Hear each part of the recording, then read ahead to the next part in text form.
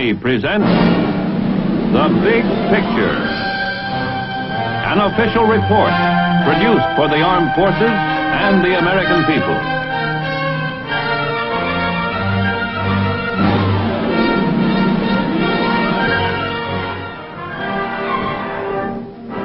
To most Americans, the very symbol of government is the Capitol building in Washington, where the machinery of democracy works its wonders. Almost in its shadow is another building which symbolizes just as strongly one of the indispensable freedoms in our democracy, the National Press Building. It is no accident of history that the American people are the best informed in the world. From the very beginning of the American experiment, it has been recognized that only with a free and unshackled press can democracy survive.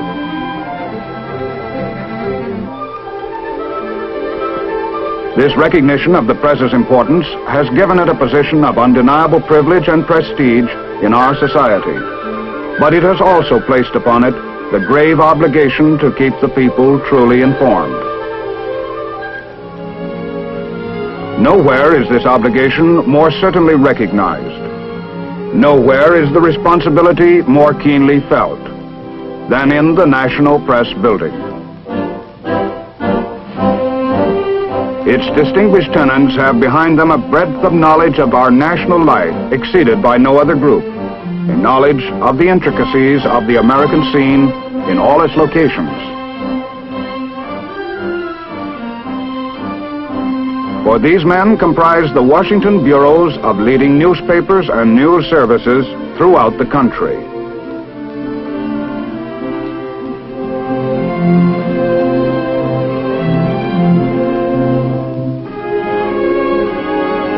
And for their readers in all parts of the nation, they record day-by-day history as it is made at the seat of government.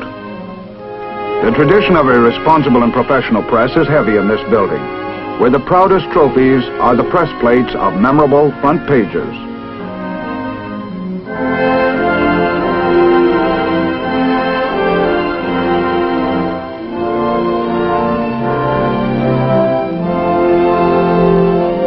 The men of the Washington Press Corps are among the finest their profession can produce. Most of them in their careers have chronicled the political contests, the social upheavals, and the wars which have formed the story of our time.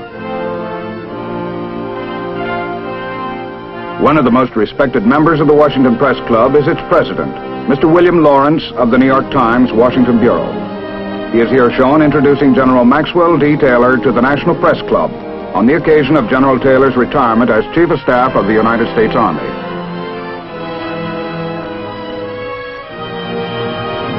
Later, with Mr. Lawrence, we will screen the actual combat films of the middle phase of the Korean War. Bill Lawrence's daily job of reporting brings him into constant contact with the men and events who make headlines. He is exceptionally qualified in the field of newspaper reporting.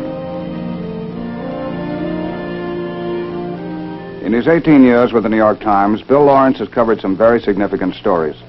During World War II, he was for a while chief of the Times Bureau in Moscow, and then he reported on the war from Okinawa. He flew with B-29s over Tokyo and other Japanese cities. And after World War II, he covered the Civil War in Greece. And then, with many other illustrious reporters, he saw and reported the war in Korea. Today, we're fortunate to have Bill Lawrence with us to look into a particular phase of that war. Good to see you, Bill. Nice to see you, Stu. You know, I was very fortunate recently on a big picture to have one of your colleagues, Jim Lucas of Script Howard. Yeah, I got a chance to see that one, Stu, and as I remember it, Jim picked up the war about the beginning in June and carried it up to the defense of the Pusan perimeter. That's right. And today I'd like to pick it up from that same point, carry it on, from that period when we broke out of the perimeter in September 1950. Seems like a long time ago, doesn't it? Well, in some ways it does. I've covered a couple of wars since then and filed a lot of stories from a lot of different places. And yet, no one who was there, soldier or reporter, is likely to forget it, especially that period you were just mentioning, September, October 1950. That was a period of pretty high morale, wasn't it? Oh, very high. You see, first there'd been the retreat, and then that holding operation along the Nakhtong, and then finally we were able to go on an offensive That was smashing the North Korean army. That's right. Bill, you're the kind of a reporter that calls the shots as he sees them. Your record speaks for itself. A very accurate one. I have a book of clippings of stories that you filed during the Korean War. And I'd like to read a sentence from one of them. Shoot. You wrote it in late August 1950. There is a sense of optimism in American circles that certainly could not have been detected 2 weeks ago. What prompted you to write that? Well, let's recap a little bit. Swiftly, treacherously, without warning, the North Korean army had smashed across the 38th parallel in late June. They fully expected they'd be able to drive all the way down the peninsula before anybody could or would come to the aid of the South Koreans. But fortunately, the United Nations were able to act swiftly. They branded this an act of aggression, and this authorized other nations to come to the aid of the South Korean army. Now, the first available troops were those U.S. occupation forces stationed in Japan. Just 3 divisions. Badly equipped and under strength. And the North Koreans were strong and well-equipped. They'd prepared for this invasion for a long time, and consequently our forces had a pretty rough time of it in those summer months of 1950. About the only thing we could do was withdraw to a defensive line south of the Nakhtong River. Well, withdraw is a polite way of saying we got chased there, and we did hope we could hold there while we built up supplies and equipment and men. We did manage to do that, although it seemed like a pretty thin hope very, very much at the time. Mm-hmm. But it did break up the enemy's plan for a quick push all the way down the peninsula. Well, they just couldn't get through, as I said. Every time he tried, the enemy weakened himself a bit more, and at the same time, from America and from other nations, troops were pouring into Pusan, more and more equipment. And we were rebuilding the South Korean army, which had taken such a terrible beating in those early days of the war. And so, with the knowledge that we were going to make this play at Incheon, it was possible late in August to report truthfully that a new sense of confidence was taking hold. Looked as if things were really going to happen. It did indeed, and things did happen.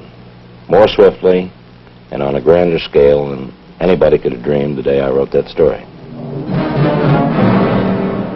On September 15, 1950, the UN forces take the offensive. An assault fleet appears off Walney Island at Incheon Harbor, 150 miles behind enemy lines. It's a daring end-run maneuver which takes the sleeping enemy completely by surprise.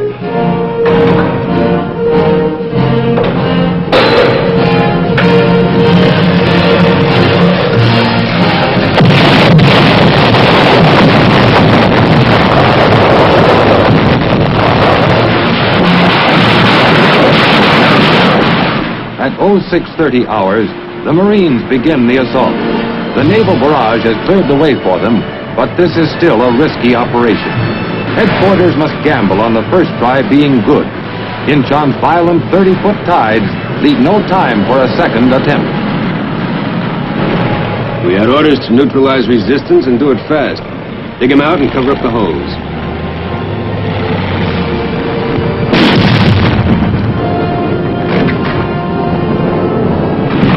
It took us 58 minutes to secure the island.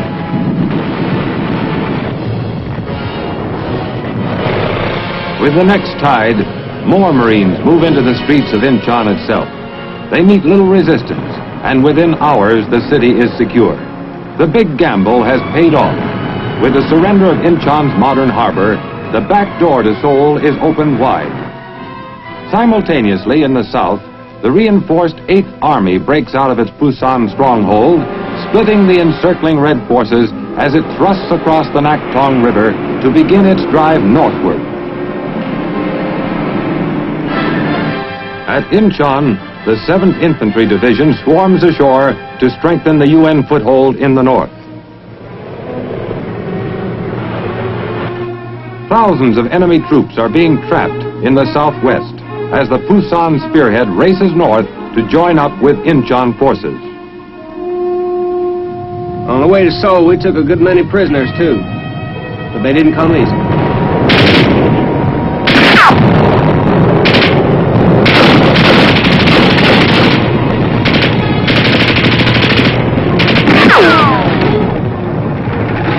United Nations strength is growing in the north. Men and machines, first hundreds, then thousands, flow inland from the sea to join the attack toward Seoul. With each step, however, they meet stiffening resistance as the retreating enemy consolidates his forces. At Busan, still another nation joins the growing UN command as 1,200 men of a crack Philippine regimental combat team come ashore. And at Kimpo Air Base south of Seoul, men of the 187th Airborne Regiment arrive from Japan to become the first paratroop unit to enter the conflict. This newly recaptured airfield has also become an advanced base for increased air attacks on the enemy's supply and escape routes.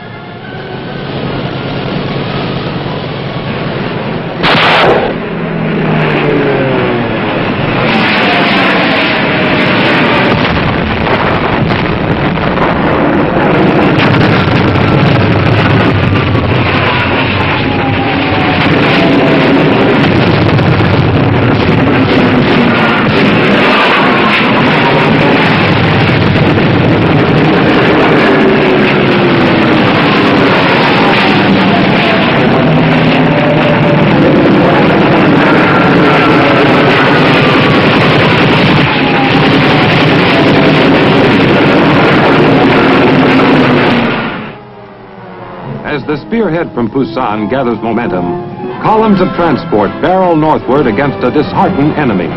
In many towns, the entire populace turns out to shout its welcome. It was like France all over again. Couldn't understand what these people were saying either. Some places, nobody was around to say anything. It's only about 20 miles from Incheon to Seoul, paved highway all the way. But it took us a week of hard fighting to make the trip. Finally, though, our amphibious gear, crammed full of rock and American Marines, started massing up at the Han River across from Seoul. It was time to retake the city. The softening up process got underway.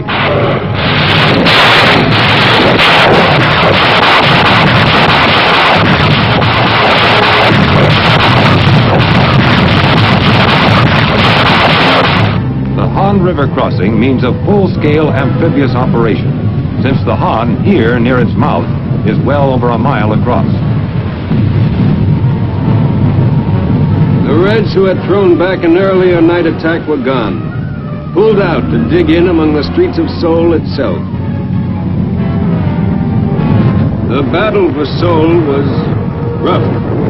10,000 communist troops garrisoned every building and street junction with orders to fight to the death. A great many did.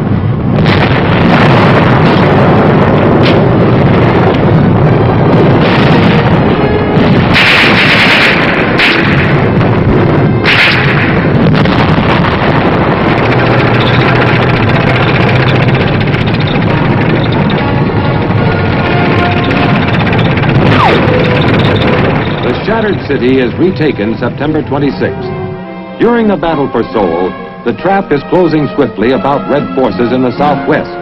The day after Seoul falls, troops from the 7th and 1st Cavalry Divisions join up just south of Suwon. 2 days later, in the battered Capitol building, special ceremonies are held as General MacArthur officially returns the city to Syngman Rhee, President of the Republic of Korea. Now begins a tragic homecoming for the thousands who had fled the city only 3 months before.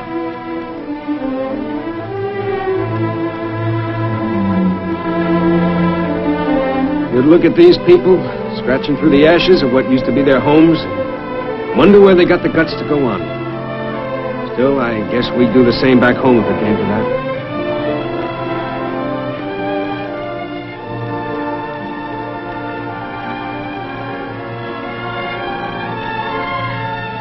As life begins to take root again in Seoul, the UN advance in the eastern sector goes on.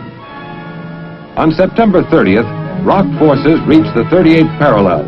They cross it the following day. One old guy couldn't keep it straight who was who. Turned out to meet the ROC Army with North Korean flags.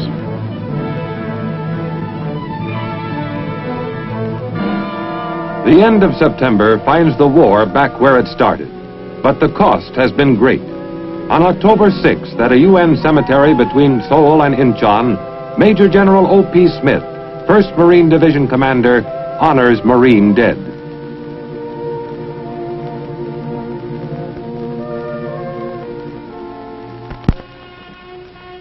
Representing the Army is Major General David Barr, 7th Division Commander.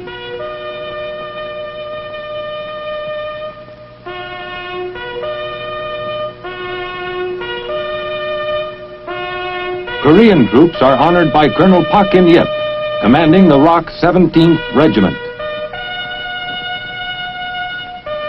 The silent thanks and admiration of each commander for what his men have given is echoed by the people who owe their freedom to that willing sacrifice. Elsewhere, the conflict goes on without let-up. B-29 squadrons based in Japan and on Okinawa continue their daily blasting of red industrial and transport centers in the north.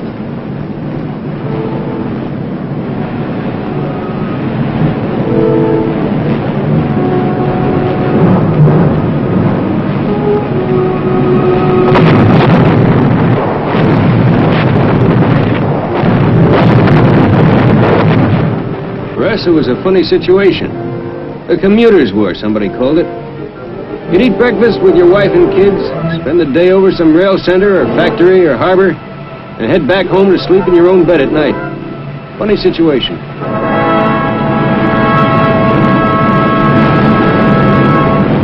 In the south, refugees are becoming a major problem, with thousands of red soldiers and guerrillas in civilian clothes trying to escape to the north.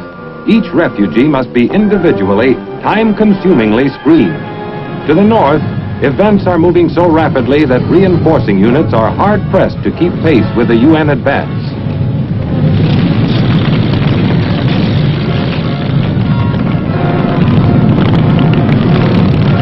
On October 9th, Kaesong is taken. This surrender frees the last South Korean city held by the Reds.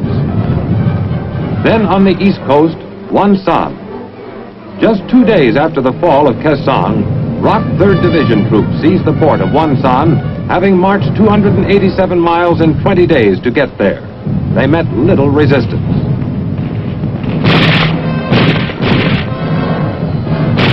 Next, the Red Capital itself. On October 17th, men of the 1st Cavalry Division worked their way into the outskirts of Pyongyang.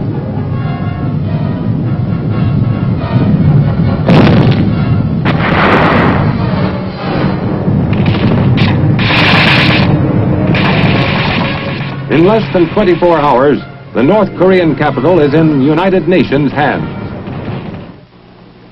These were important victories. Incheon, Seoul, Pyongyang. Very important indeed. You know, complete victory seemed just around the corner. Yeah, as a matter of fact, if you don't mind, I'd like to quote a phrase you wrote right after the fall of Pyongyang. Now that the Korean War is evidently drawing to an end. Well, that does read a little silly now, doesn't it, considering what happened for the next 3 years. But you got to remember that that was before the Chinese communists hit us. And everybody, the highest military brass, the GI on the line, the reporters, all thought that the North Korean army had been smashed so thoroughly that the mopping up process would take only a few weeks.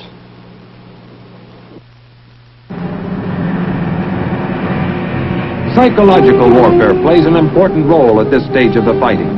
Using high-powered speakers, Psy-War planes fly ahead of advancing UN troops, booming their message in Korean to the retreating enemy. Safe conduct passes prove highly effective. More than once, whole enemy companies lay down their weapons and wait for our troops to arrive.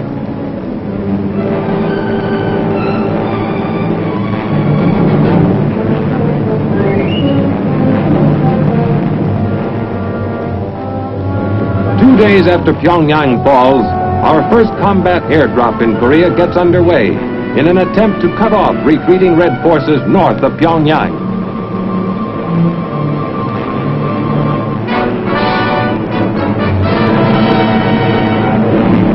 As at Incheon, the Supreme Commander personally supervises the operation. nearly 2,000 troops making the jump. In a second wave, the heavy equipment arrives, Air Express. Local transportation is pressed into service.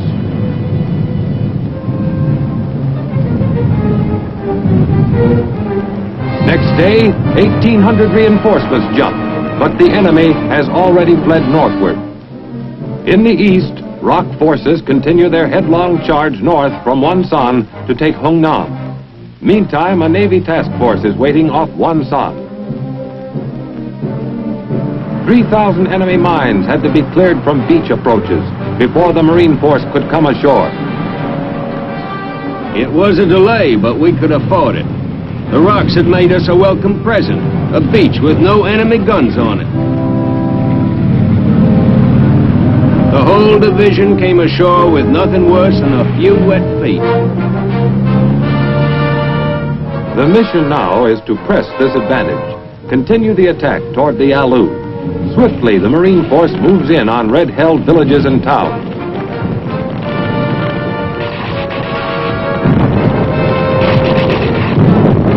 And just as swiftly, out the other side.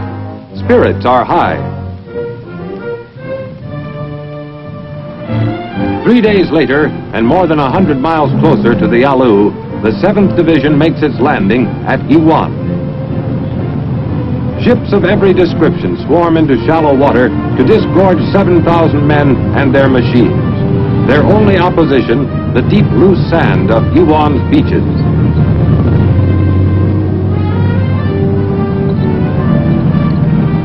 This far north, winter comes early to Korea. Cold weather uniforms are welcome as the division moves out to rejoin the attack. To the west, Marines are advancing over ground frozen harder every day. News of their approach runs ahead of them as village after village is liberated. North Koreans meet freely, and the Christians among them pray openly for the first time since 1945.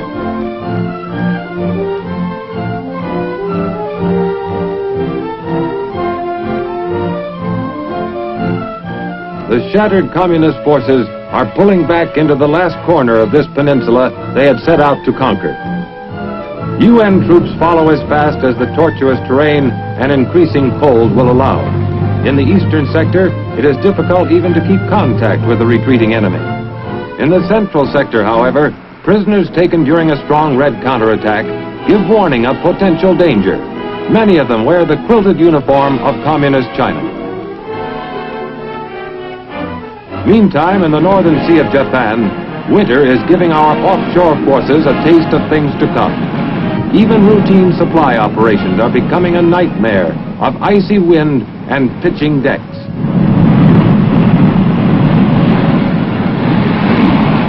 We kept our aircraft warmed and ready to take off the minute the weather lifted. But meantime, the Reds would have a lot less trouble moving troops and supplies on Korean roads. We didn't like that thought much.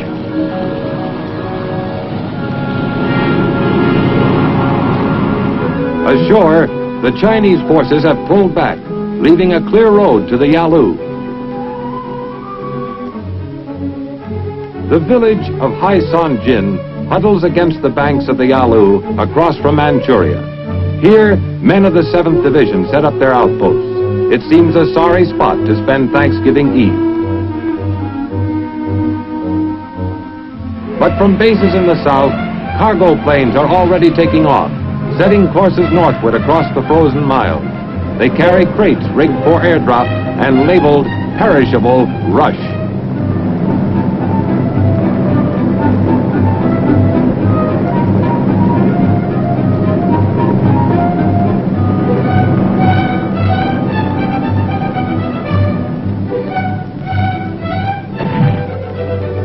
Turkey and the trimmings, courtesy of the U.S. Air Force.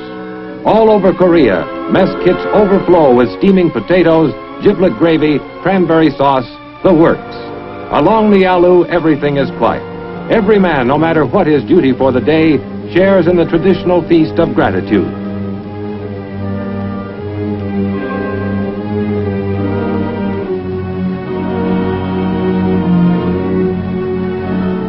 Headquarters feels certain that one more UN offensive will end the fighting in Korea. Actually, a whole new war is ready to begin. Across the Yalu, the decision has been made. Full-scale Chinese intervention is about to bring the second phase of the Korean conflict to an end. And that threat of Chinese intervention, no one foresaw back at the time of the fall of Pyongyang. Well, the point is that it had been pretty well discounted by then.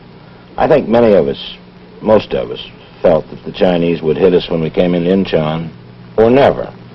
And I remember the briefing going up on the troop ship was that this was either the last inning of the ball game or the first inning of a doubleheader. Bill, I'd like to read from one other story you filed in Korea. Wars are so big and so violent and move so quickly that the individuals on the team often become necessarily anonymous, almost faceless. Mm-hmm. Well, then you went on in this story and in others to give dozens of those faceless men a voice, to describe their jobs and their attitudes, to report what they were thinking and even what they were hoping. Well, that's right. That, I think, is an important job of war reporting, to chronicle the attitude of the individual. It may even be more important than writing about the amount of ground that was won or lost on a given day. Wars have become so big that the headlines usually can reflect only what the team as a whole did. But behind every success, every defeat, there are dozens, hundreds, perhaps thousands of men whose individual attitudes have everything in the world to do with shaping that particular success or that particular defeat. Now, these victories we've been talking about today were terribly important in their day. And they were achieved simply because a lot of individuals did their jobs bravely and conscientiously. It's always been that way. Do you think that could be true today? Of course. No reason why it shouldn't be as true today as it was in Korea or in World War II or the American Revolution, for that matter. Although I must admit that's one war I didn't cover. Our weapons have changed, but I've yet to hear of a weapon that fires itself. And so the individual soldier or sailor or airman remains the single indispensable factor of war. Bill Lawrence, thanks very much for being with us today. Now, this is Sergeant Stuart Queen, your host for The Big Picture, inviting you to watch for our next episode in The Big Picture, which will deal with the last chapter of the Korean War. And we'll have as our guest the noted military critic and author, Brigadier General S.L.A. Marshall.